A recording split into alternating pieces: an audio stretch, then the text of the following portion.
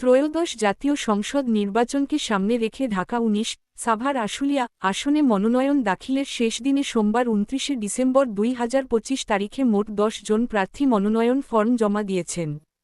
সাভার উপজেলা returning office সূত্রে জানা গেছে, এ আসনে মোট ভোটার সংখ্যা ৭,৪৭,০৭০ জন।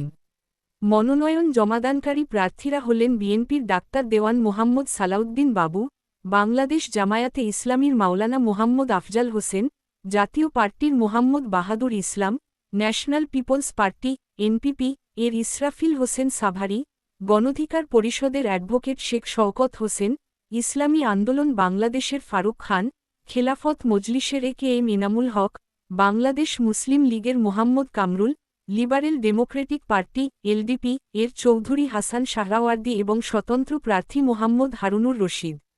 বিপুল ভোটারকে কেন্দ্র করে এই আসনে নির্বাচনী আগ্রহ ও উত্তাপ ক্রমেই হবে। আর সবসময় সরকার নির্বাচন কমিশনই একভাবে নির্বাচনটা সুন্দর করতে পারে না। বড় বড় দলগুলো সকল দলের সহযোগিতা